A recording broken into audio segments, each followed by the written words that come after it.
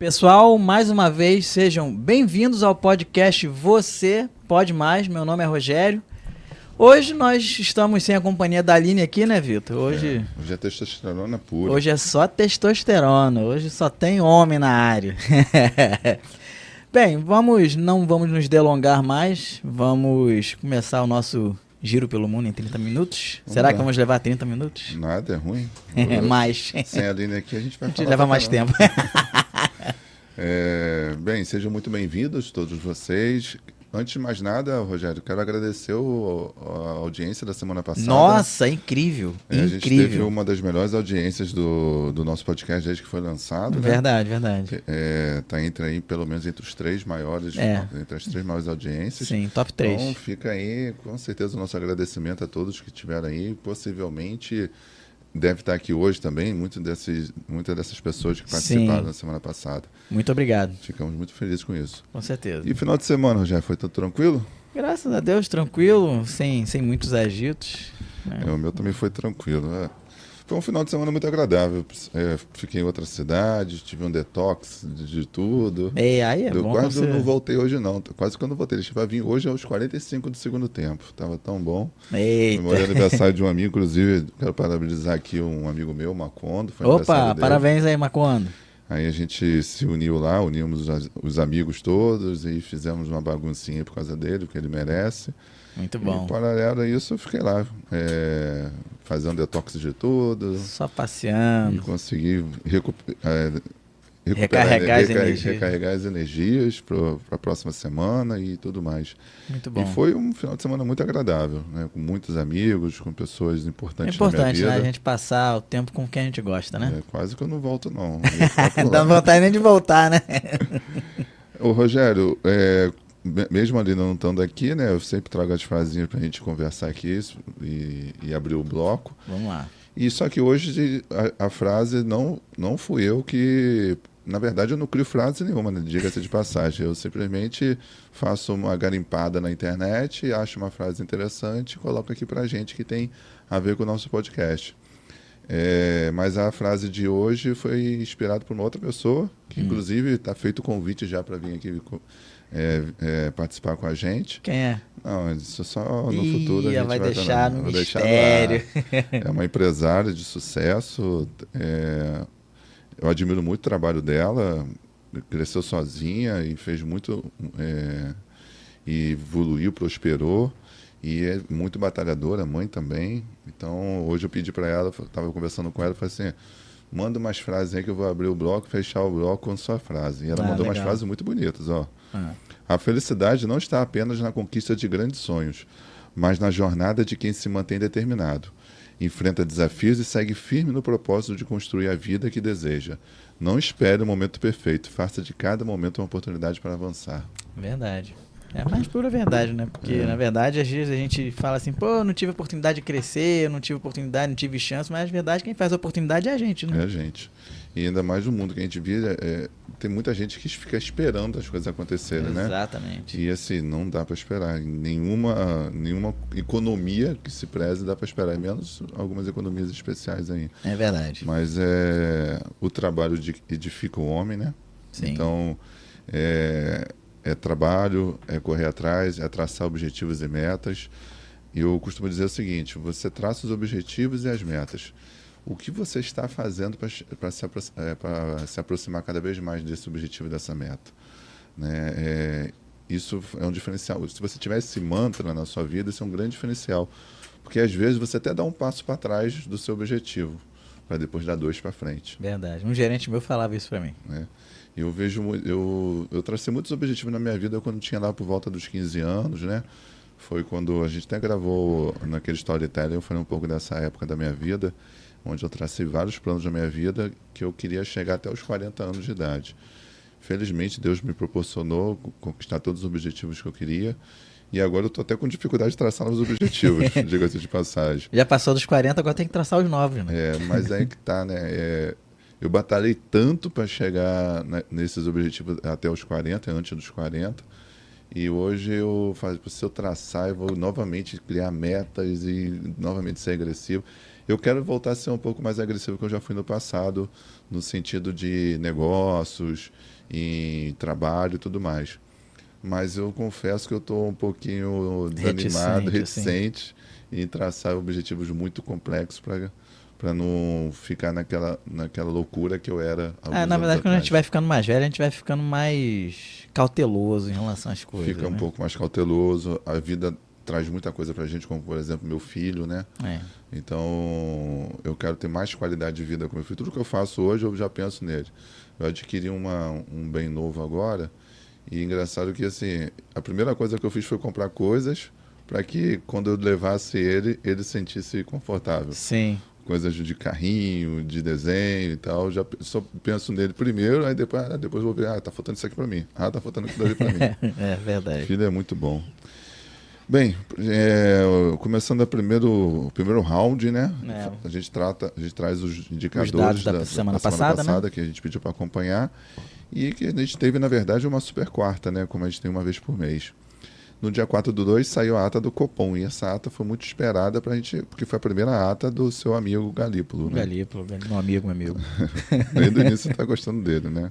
Claro. Pô. Não, ele se mostrou bem competente aí e bateu e trouxe muita segurança para o mercado.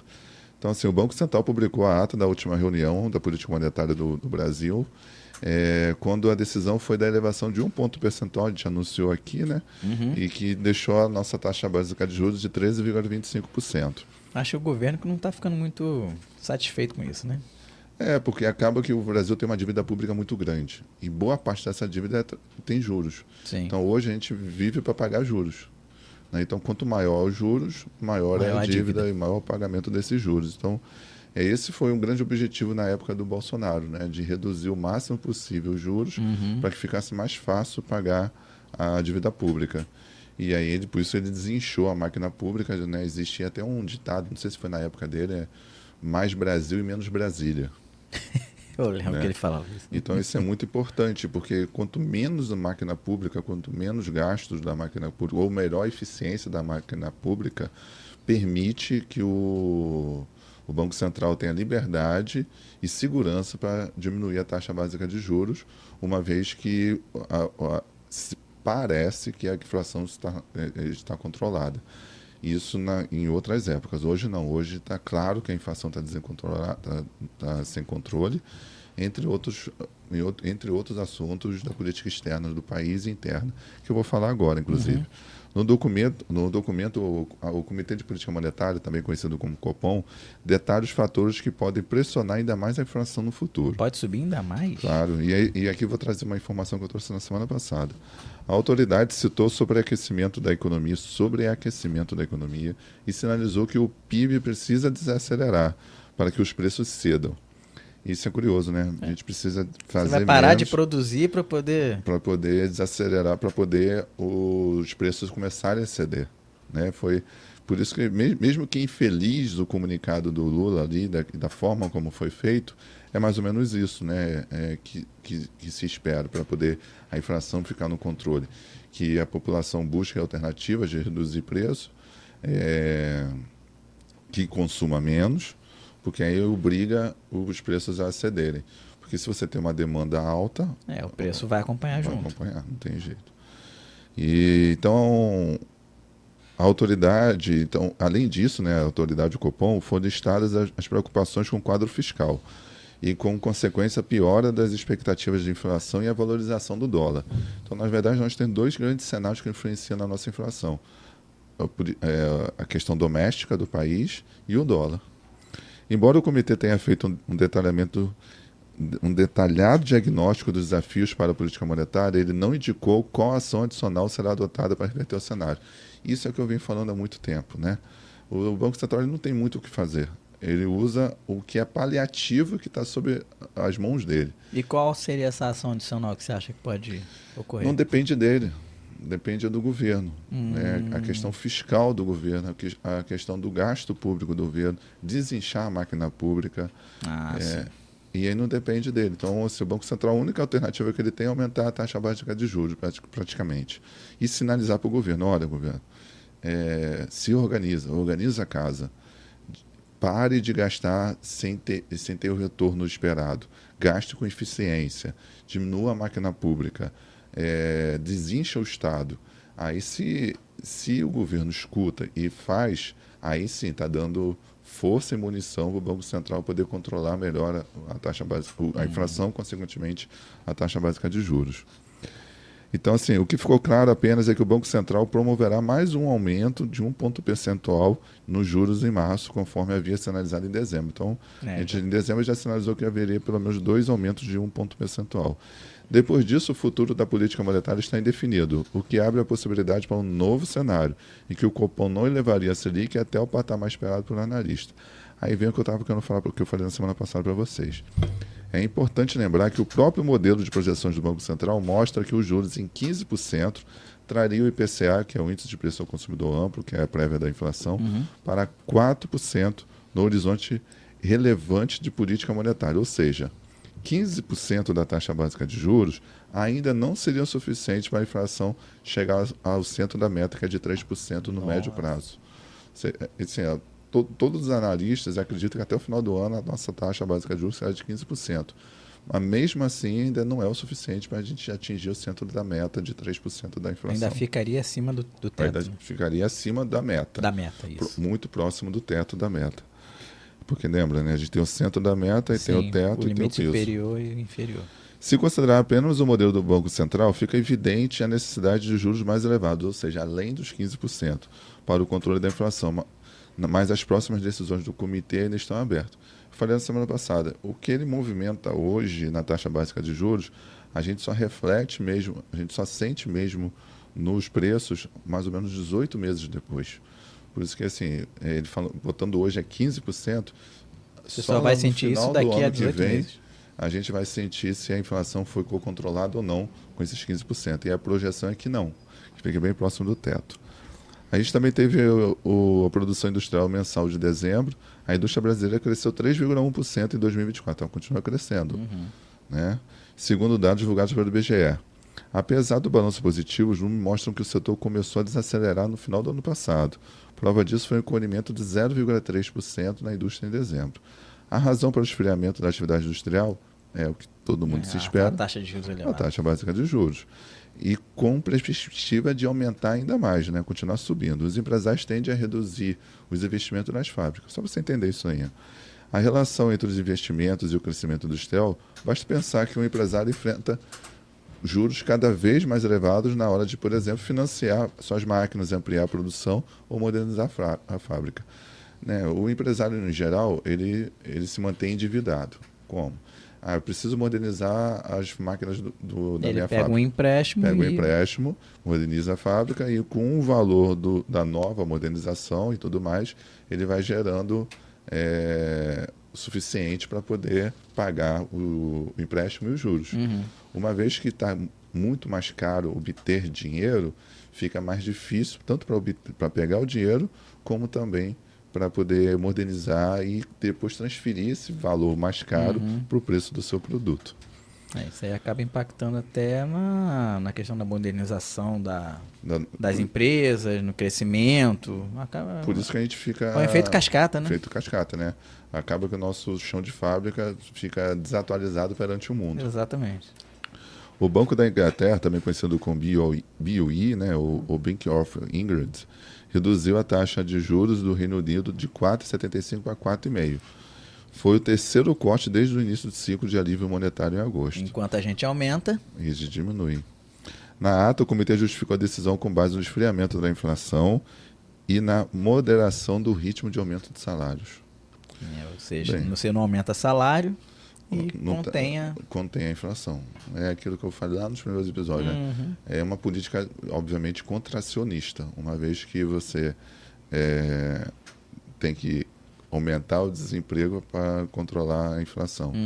Então, é só pensar que o oposto é uma política expansionista, você aumenta o emprego, aumenta a atividade econômica, é mais gente consumindo, é mais gente contratando, é mais gente comprando e, obviamente, a inflação tende a aumentar. Sim. Bem, vamos falar um pouquinho sobre fundos imobiliários. Então, são lá. algumas notícias interessantes. O TRX-Y11 anunciou 11 centavos por cota, que representa o dividend yield anualizado de 13,27% sobre a cota do mercado de R$ 9,95 e 13,20% sobre a cota do IPO de R$ 10. O pagamento será realizado no 14/2 aos investidores detentores das cotas até o dia 31/1. Tivemos vários prêmios, né? Teve um evento que aconteceu em São Paulo que premia os principais fundos imobiliários do país, né? O fundo imobiliário TRX-F11 ficou em segundo lugar entre os melhores fundos de tijolo na primeira edição do prêmio Outliers in for Money, realizado na quinta-feira, dia 6, no Teatro B32, em São Paulo. A premiação, considerada o Oscar dos Assets no Brasil, reconheceu o destaque do mercado dos fundos de investimento em 16 categorias. O TRX-F11 destacou no segmento fundo de tijolo, ou seja, aquele fundo que tem imóveis. Por isso que chama de fundo de tijolo. Eu ia te perguntar, o que é fundo de tijolo? Você tem fundo de papel, fundo de tijolo, fundo de laje corporativa, então fundo de galpões. Quando fala fundo de tijolos, então é com relação a construções. Construções, empreendimentos. Então o foco deles é isso. Ele recebe aluguel dos espaços que ele aluga. Entendi. Que investiram em ativos físicos como galpões. Está aqui a resposta. Que investem em ativos físicos como galpões logísticos, imóveis comerciais, etc. A metodologia do prêmio foi desenvolvida por um time de analistas certificados, garantindo um critério quantitativo na seleção dos vencedores. Legal, interessante. Bem, a Kinea também foi premiada, uma outra gestora muito séria também. Também foi premiada, ela foi premiada como melhor gestora de 2024, em primeiro lugar. Melhor gestora de alternativos, em primeiro lugar. E melhor gestora pelo voto popular, ficou em terceiro lugar. Ganhou 3 Oscar. A gestora de fundos imobiliários de CRI, em primeiro lugar, ficou KNCR11 e em terceiro lugar, KNHY11. A gestora de fundos de previdência em renda fixa, crédito privado, ficou em segundo lugar, o Kinea Crédito Privado Privates. E a gestora de fundos de previdência de ações, no segundo lugar, ficou o Kinea Prévia Ações. Bem, saiu hoje também, agora há pouco, o TRX-F11 anunciou distribuição de 93 centavos por cota, que representa o dividend yield mensal de 0,93% ou anualizado de 11,10% sobre a cota do mercado de R$ 100,54. Em 5 anos de listagem do TRX-F11, registrando um resultado total, considerando variação da cota somada de dividendos, superior aos principais índices do mercado. O volume médio de negociações diárias ficou em 4,61 milhões de reais. O fundo XPLG11 da XP, né, anunciou o resultado de reavaliação do valor justo de seus imóveis. Segundo a Colliers, o valor justo das participações do fundo apresentou desvalorização de 2,8%, resultando em uma variação negativa de 1,98% em sua cota patrimonial. Ou seja, é possível que... Dificilmente isso os cotistas devem sentir algum efeito aí, mas é uma desvalorizaçãozinha que aconteceu dentro dos seus fundos. Não é muito relevante assim pelo tamanho do fundo. CPTS11, a gestora decidiu de forma voluntária, isso aqui foi bem interessante, um fato relevante, né, que eles anunciaram, e por prazo indeterminado renunciar à taxa de gestão incidente sobre os fundos investidos que pertencem ao Grupo Capitania. O CPTS11, ele é um fundo muito interessante, eu tenho ele na minha carteira, mas ele tem tido uns probleminhas aí nos últimos meses. Reduziu bastante os dividendos deles. O HSML11, o fundo anunciou que a partir de 12 de fevereiro, o prestador de serviço de escrituração de cotas será alterado para BRL Trust DTVM. Com uma mudança, a gestora estima uma economia anual de R$ 515 mil, o equivalente a 2 centavos por cota. Mais 2 centavos aí na conta de quem tem esse fundo. Só por causa de uma nova gestão, né? Terça-feira, 4/2. Pode ser, vamos falar, vamos embora. Eu tinha marcado isso. É verdade, é comigo. É que, pessoal, a gente marca aqui quem vai trazer a notícia do dia, né? A gente já faz um combinado já prévio. E terça sou eu. Bom, vamos falar de mundo então, né? Trilhões podem sumir do mercado imobiliário, né? E o clima atual é que é o culpado. Bom, as mudanças climáticas, elas não estão apenas derretendo as calotas polares, não, hein? Estão fazendo também o valor dos imóveis derreter junto. Um novo relatório, ele aponta que os prejuízos do setor podem chegar a 1,4 trilhão de dólares até 2055. Bem, Com o aumento dos riscos climáticos que a gente tem visto, os custos de seguro estão disparando e forçando as pessoas a migrarem para regiões menos vulneráveis a desastres naturais. E a pesquisa ela ainda estima que até 2055 os prêmios de seguros poderão subir quase 30%. E além disso, a migração para regiões menos expostas aos riscos climáticos tendem a intensificar a mudança no mercado. A pesquisa já destaca o seguinte, que cidades como Miami, Jacksonville e Tampa estão entre as mais afetadas nos Estados Unidos. Mas o fenômeno não está restrito somente ao exterior, não. Antes de você falar do Brasil aí, o interessante dessa notícia é você pensar o seguinte, não tem pra onde fugir. Não tem porque ou você está numa área que pode ser afetada por eventos climáticos, e aí, consequentemente, o prêmio do seguro para aqueles imóveis fica mais caro. Como se, vou fugir desse local. É um local que é morro, ou então uma baixada, alguma coisa do tipo. Vou fugir daqui, vou para um lugar mais seguro.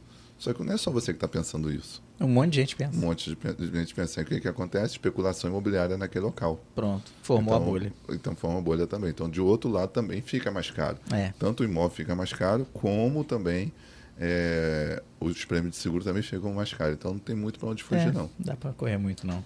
E no Brasil não é tão diferente, não.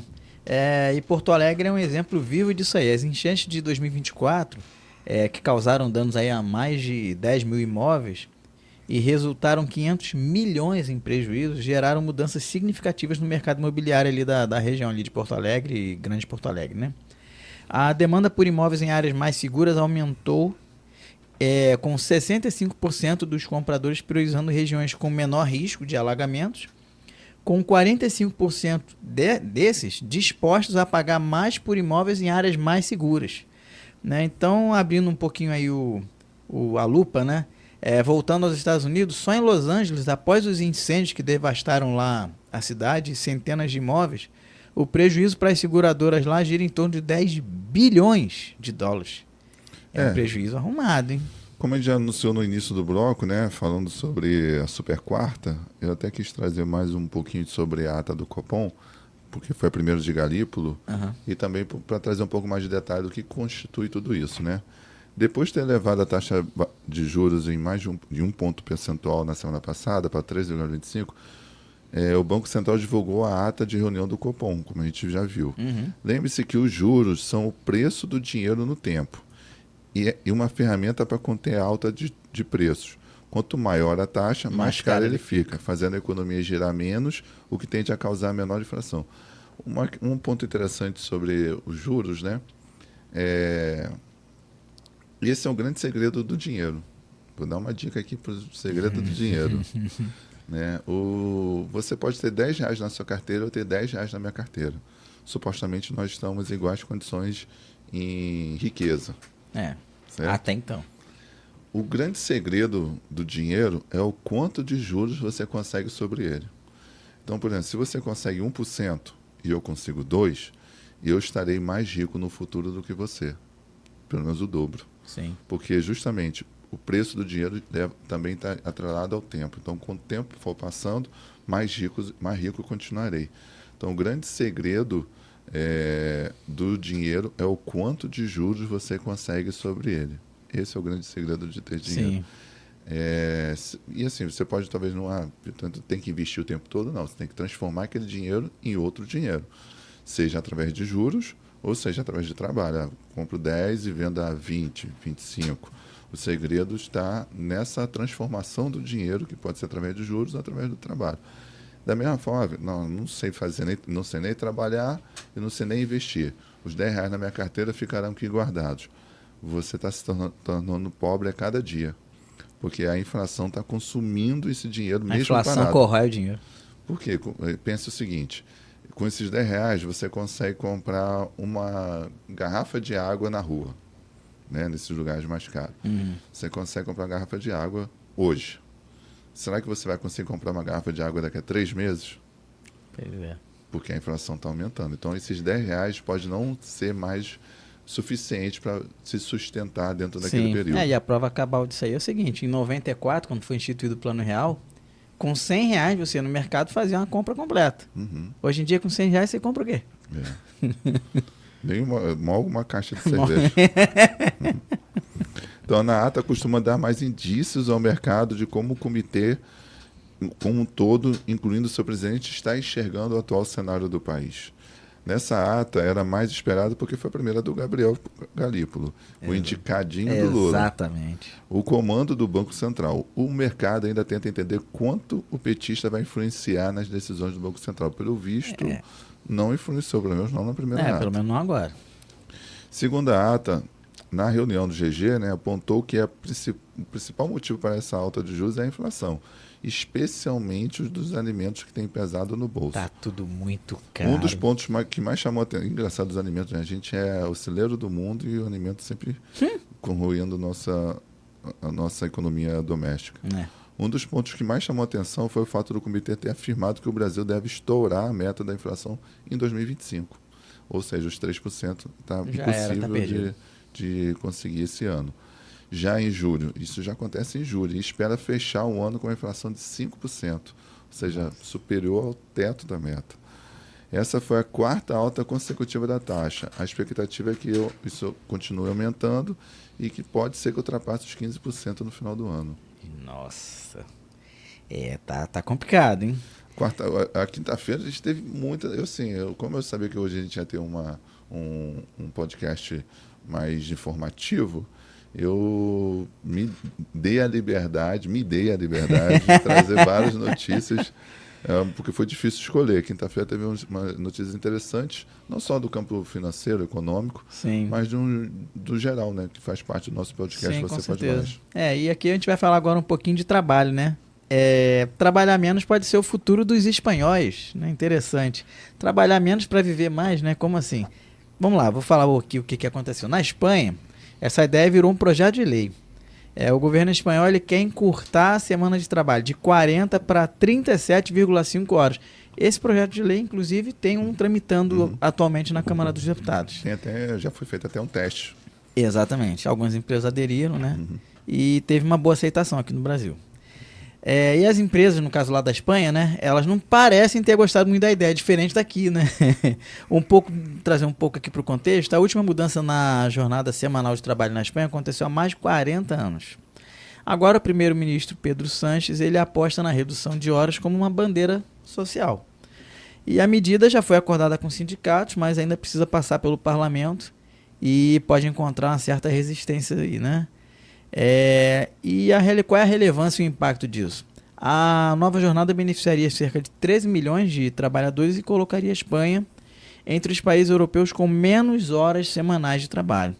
Atualmente, em algumas áreas do setor público já operam lá, né, com 37,5 horas, e a média real de trabalho na Espanha é de 36,4, apesar das 40 determinadas por lei, segundo a Eurostat. Bom, de um lado é o seguinte, de um lado o pessoal argumenta que a mudança ela modernizaria o país, daria um maior work-life, que seria um descanso, né, uma qualidade de vida, para a população e reforçaria os direitos trabalhistas. Agora, por outro lado, alerta para um possível impacto na produtividade e improváveis maiores custos para as companhias, né? Se aprovado, o plano entraria já em vigor em 2026. Mas o parlamento lá tá dividido. O que você acha disso aí, Vitor? Olha, a minha opinião é que mexer nisso agora sem um planejamento muito bem estruturado faria muitas empresas aí quebrarem, negócios falirem. É claro que pensando em qualidade de vida é sempre algo positivo, né? Mas eu acho que o governo tinha que pensar em qualidade de vida oferecendo infraestrutura, educação de qualidade, entretenimento também, que faz parte, por isso que a gente paga os impostos. Sim. Não é fazendo as empresas obrigar as empresas a gastar mais, porque vai ter que contratar mais, ou vai ter que botar mais caro o produto porque está contratando mais. Porque imagina, a empresa não vai parar, ela continua tendo que produzir dentro daquele período. Então, se agora tem menos funcionário para trabalhar naquele período, ele vai ter que contratar mais, aumentando a inflação também. Mas não só isso, encarecendo o produto. Então, se antes para produzir um produto você precisava de 2 pessoas e agora você vai precisar de 3, esse produto vai ficar mais caro. Com certeza. Então, de qualquer maneira, a qualidade de vida da população vai ser afetada, porque por mais que você esteja colocando mais gente no trabalho que quase não existe mais, a gente está com uma taxa de desemprego extremamente baixa, então Então, praticamente, a gente está em pleno emprego, né? A gente está colocando produtos mais caros no mercado. Colocando produtos mais caros, de qualquer maneira, a qualidade de vida da pessoa cai. Então, assim, eu vou ter mais horas no meu dia, consequentemente, eu vou poder ir num restaurante a mais durante a semana, vou poder ir numa boate a mais no final de semana, vou fazer uma viagem de curto período, porque dá tempo de eu ir na cidade dos meus pais, visitar meu pai e voltar. Só que aí o restaurante ficou mais caro, a viagem ficou mais cara, a gasolina ficou mais cara, tudo ficou mais caro. Então, a qualidade de vida, de qualquer maneira, passa a interferir. Então, não é numa canetada que se resolve muitas coisas. É preciso ter muito paciência para poder determinar. Eu não acho 40 horas semanais de trabalho algo muito absurdo. Também acho são 8 horas por dia, né? 8 e pouco, a gente está falando de 1/3 do seu dia. Então, dá para você, no outro terço, estudar, no outro terço, descansar. Isso sem contar que temos inúmeros feriados, né? Finais de semana e tudo mais. Esse ano, inclusive, a gente tem um monte de feriado aí que vai dar para emendar, hein? Então, assim, falando de Brasil, então, o Brasil é um dos países que mais tem feriados no mundo. E isso já diminui muito a nossa produção, né, econômica como um todo, principalmente os comerciantes. Verdade. Um outro fato aqui, falando agora de negócios, vocês aí escutam o Spotify? Vocês têm o costume de ouvir podcast no Spotify? Tenho certeza absoluta que sim, Rogério. Será? O nosso, com certeza. Sim, o nosso, claro. Então, 1 a cada 12 pessoas no mundo usam o Spotify. A música ela está agradando os investidores e a prova disso é o seguinte: o Spotify superou as expectativas e registrou seu primeiro lucro anual. Nunca tinha registrado. Impulsionando suas ações. Impulsionando suas ações para um salto de 10% e um acumulado de 150% em um ano. Bem, mas aí vem, né? Como assim? Primeiro lucro desde a criação da empresa? Sim. Né? Acontece que mesmo... Uber aconteceu isso com o Uber também foi a mesma coisa. O negócio é o seguinte, mesmo já faturando muito, a empresa sueca ela reinvestia a maior parte do dinheiro em crescimento. É né? Um movimento comum, aí, principalmente entre as startups. Né? Depois de anos, né? Sem lucrar, a estratégia funcionou, né? E a chave virou. A empresa lucrou e ainda continua crescendo. Tanto que só no quarto trimestre de 2024, ela adicionou aí 35 milhões de usuários ativos mensais, alcançando as 675 milhões de ouvintes ao todo. Os assinantes premium cresceram 11% no ano, chegando a 263 milhões. Inclusive eu sou premium também. Eu virei agora. Mudei de plano da minha operadora e ganhei. Legal. Porque eu sou muito pão duro para ter essas coisas. Eu confesso que eu tenho que cortar algumas assinaturas. Eu ouço só de cloud mais, porque é o estilo de música que eu gosto mais e porque é gratuito. Sim. E a base de usuários gratuitos segue crescendo mesmo com sucessivos aumentos de preço. E acredite se quiser, 1 a cada 12 pessoas no planeta tem uma conta no Spotify, né? E o lucro em números é o seguinte: no último trimestre, a empresa registrou um lucro operacional de 477 milhões de euros. Foi um salto impressionante, né, em relação ao prejuízo de 42 milhões no mesmo período do ano passado. E no acumulado de 2024, o lucro bateu aí 1,14 bilhão de euros. Né? E a empresa agora está investindo na diversificação de conteúdo com foco em parcerias, como a recém-anunciada com a Universal Music, que é a maior empresa de música do mundo, e ampliando a monetização para criadores de conteúdo. Né? Bom, agora falar um pouquinho de economia. Eu até dei um spoiler sobre isso daí, né, mais cedo. Sobre a dívida pública, né? Aumentou. A dívida pública no Brasil aumentou. Bem, o Tesouro Nacional anunciou que a dívida pública brasileira atingiu 7,3 trilhões de reais. É o equivalente a 3 vezes o PIB da Argentina. Imagina, 3 Argentinas. 3 Argentinas. É só nossa dívida. Uhum. E desse montante, 762 milhões, que é 10%, né? Bilhões, só são juros. Uhum. O que dá mais que todo o orçamento do último ano em educação e saúde juntos. Só para pagar juros. Só para pagar juros. Para contextualizar aqui um pouquinho, a dívida pública federal, o que é? É o dinheiro que o governo pega emprestado através de títulos de investimento para acertar as contas quando não consegue pagar só com impostos. E acontece que dessa dívida, 95% está atrelada à Selic, né, que é a taxa básica de juros. Por isso, sempre que essa taxa sobe, quase sempre, para controlar a inflação, o custo dessa dívida que já existe só aumenta. Então, quer dizer, o aumento da taxa de juros só faz a dívida do Brasil aumentar. Tá, aquilo que eu falei. Para se ter noção disso na prática, a dívida pública do Brasil atingiu 76% do PIB em dezembro. E até o fim desse ano, a expectativa é que ela chegue a 8,5 trilhões de reais. Assim, muitos países, por exemplo, a França, por exemplo, tem uma dívida pública de mais de 100% do seu PIB. Sabia disso? Não. Muitos países considerados desenvolvidos, a sua dívida pública é maior do que o seu PIB. Só qual é a diferença? Então, a diferença é a entrega, a diferença é a possibilidade de pagamento, é a capacidade de pagamento. Então, assim, esse percentual de 76% do PIB do Brasil, entre os países emergentes, é um absurdo de tão grande que é. Entre os países emergentes, entre os BRICS ali, a gente fala dos BRICS, é a maior dívida pública em relação ao PIB. E aí a gente fala, mas então, por que o Brasil é perigoso? Porque o Brasil é um país emergente. É a capacidade que ele tem de honrar sua dívida, diferente dos Estados Unidos, de uma França, de uma União Europeia como um todo. Sim. E o Brasil é o país que mais gasta com juros no mundo, né? A dívida pública, a dívida sobre o PIB, né? Inclusive que outras economias emergentes, como a Índia e a Colômbia, né? E é isso. Sim, vamos falar de sexta-feira. Você está assistindo o BBB, Rogério? Deus me livre, não vejo isso não. Pai, olha que eu estava com uma amiga no mês passado e tal, a gente não tinha nada para fazer, a gente estava conversando, e botamos na televisão e comecei a assistir isso daí. O pessoal está dizendo que é muito ruim. Os comentários que eu assisti, quem vê... Assim, eu vi à toa, né? Não tinha nada para fazer, eu vi. Mas há muitos anos que eu não via mesmo. Uhum. E o fato curioso é que esse foi o primeiro BBB sem o Boninho. Então, por isso que eu quis trazer essa notícia para a gente perceber se existe ou não existe pessoas insubstituíveis.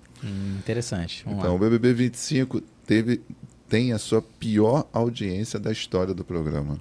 Nossa. Nem a dinâmica nova, nem fogo no parquinho, nem o jogo da discórdia, nada parece tirar o BBB 25, a primeira edição sem o Boninho, do pódio das piores audiências da história do reality. Rapaz. Depois da pior estreia do programa, a edição não conseguiu reagir.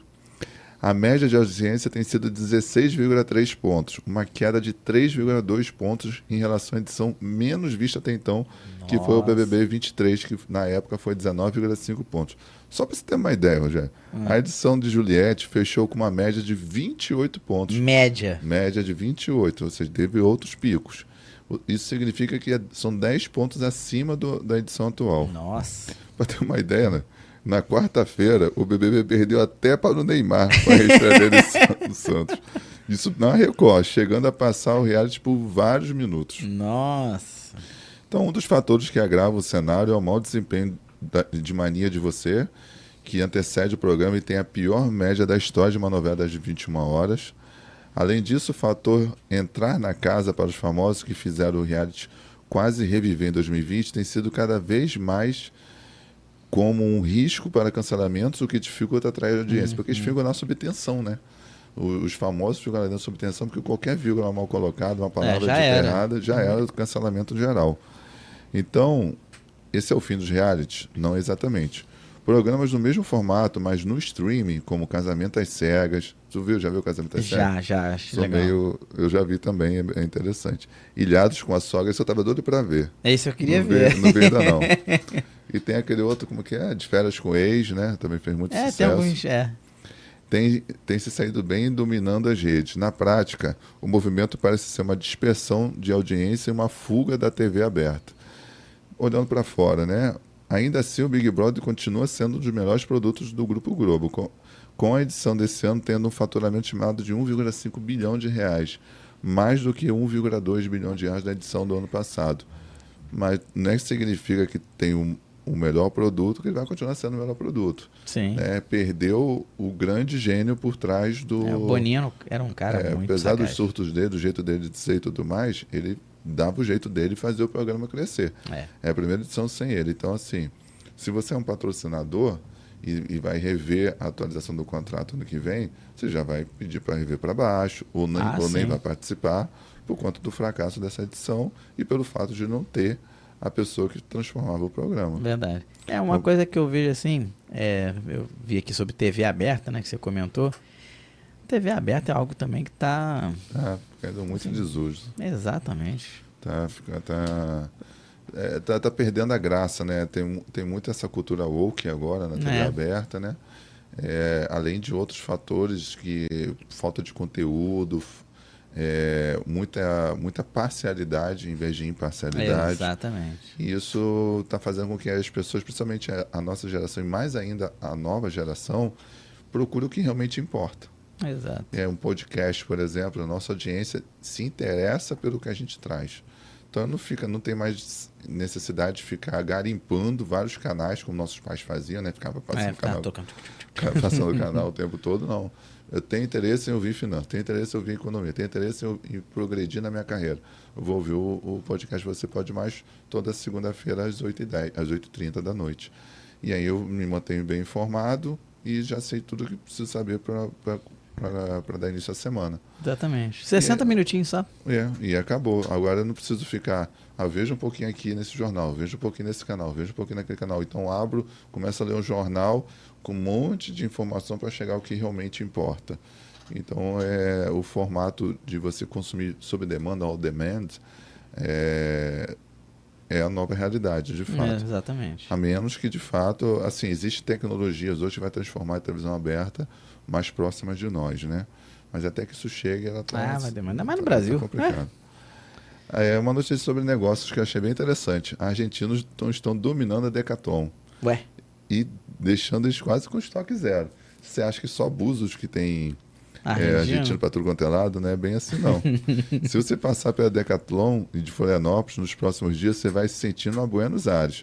Isso porque de 4 a 5 mil clientes têm circulado pela loja todos os dias, sendo que 90% deles vem direto da Argentina. Gente. E tem uma explicação para isso. Preço baixo e a recuperação da crise econômica por lá faz com que o real brilhe mais do que o peso argentino. Nossa moeda realmente está desvalorizada em relação ao... Com isso, nossos vizinhos estão encontrando na Decathlon preços até 50% mais baratos. Produtos que seriam caríssimos na Argentina estão mais em conta aqui. E isso tem atraído cada vez mais os hermanos para cá, principalmente para lá, Florianópolis. A loja tem registrado filas enormes todos os dias e no final do expediente as prateleiras quase sempre são vazias. Coitado do estoquista, né? Todo dia tem que repor. O estoque de produtos como caiaques, stand-up, infláveis e equipamentos para esporte radicais estão sendo rapidamente esgotados das prateleiras. Mas a paixão dos argentinos por Floripa não é de hoje, ou não é de hoje. A praia de Canasvieiras, por exemplo, já é praticamente terra dos argentinos, assim como nossa Búzios igual aqui. Búzios aqui. O litoral catarinense sempre foi um destino turístico popular entre os irmãos. No entanto, este verão o número de visitantes argentinos foi além do esperado. Em números, 22% dos turistas de Florianópolis vieram da Argentina. É um número bem considerável, né? Bom, agora vamos para sábado, dia 1/2, vamos falar de negócio um pouquinho. Vocês já ouviram falar da Forever 21? Eu coloquei essa notícia aqui, né? Porque a gente tem muitos colegas que trabalham com roupas, com venda de roupas e tudo mais. Até conversei com uma colega nesse sentido, que eu traria essa notícia hoje. E a Forever 21 está passando por muita dificuldade. Isso aí nada mais do que falta de timing, né? Você vai ler a notícia e a gente vai debater a Forever 21 pode ir à falência. De novo. De novo. Porque já foi. Já foi uma vez, vai de novo. Já foi uma vez, foi comprado por um grupo, aí pediu recuperação judicial, né, para se livrar da falência. Aí com isso fecharam várias lojas, demitiram bastante, tentaram focar no virtual, mas não está dando certo, e você vai explicar por quê. Pai, vamos lá. A Fast Fashion, que era a queridinha dos millennials, né? Pode estar mais perto de uma crise financeira e essa não é a primeira vez, né? Isso porque a Forever 21, que pediu falência em 2019 e foi resgatada por um grupo de investidores, agora estuda entrar com um novo pedido pouco mais de 5 anos depois. Só para você que não se lembra, né? Há alguns anos a empresa era o símbolo da Fast Fashion e da moda acessível. No seu auge chegou a ter mais de 800 lojas e faturar 4,4 bilhões de dólares. O curioso é que a Forever 21, ela, no Brasil, não era bem vista assim como fast fashion. O que é o fast fashion? Para a gente contextualizar para algumas pessoas. São as blusinhas da Shein. Exatamente. Da Shein, né? Então, supostamente, é uma moda acessível. E no Brasil ela era vista como algo mais caro, né? E diferente. Porém, no mundo como um todo, se a gente fosse pensar no concorrente da Forever 21, é a Shein. Né? Ou hoje, talvez, a C&A, né? Alguma coisa nesse sentido. Mas vamos lá, o que está acontecendo? Bom, vamos lá, vai lá. Um modelo baseado em lojas enormes, estoques imensos e preços baixos, né? A marca acabou ficando para trás na corrida do e-commerce com lojas como você acabou de falar, a Shein, né? Que ocupou o seu lugar. E para se ter uma ideia, a marca das blusinhas domina 28% do mercado de fast fashion nos Estados Unidos contra 10% da Forever 21, né? Além disso, a Shein... mais que o dobro, né? É mais que o dobro, Ela já dominou o mercado. Ela já dominou o mercado e perdeu feio para a concorrência, porque perdeu o time. Viu a concorrência chegando e não se movimentou. Exatamente. E aí a Shein vem crescendo, né? Mais de 150% anualmente em vendas. E a Forever 21 viu sua participação no mercado encolher 50% em 2019, né? Desde 2019. Enquanto isso, a Shein lançava aí 6 mil novos produtos por dia com inteligência artificial, e a empresa continuou dependente de lojas físicas. E aí, quer dizer, não se atualizou, e hoje apenas 12% das vendas globais de moda vem do varejo tradicional. E se um pedido novo de falência for oficializado, a Forever 21 pode passar por mais cortes drásticos, fechando mais lojas e reduzindo sua presença global. E outra possibilidade é que a ABG tente vender a marca ou mudar seu modelo de negócio focando somente no online.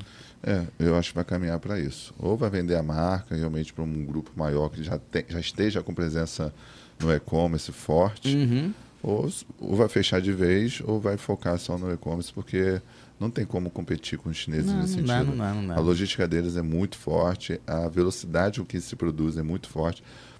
Como que funciona essa inteligência artificial, né, deles?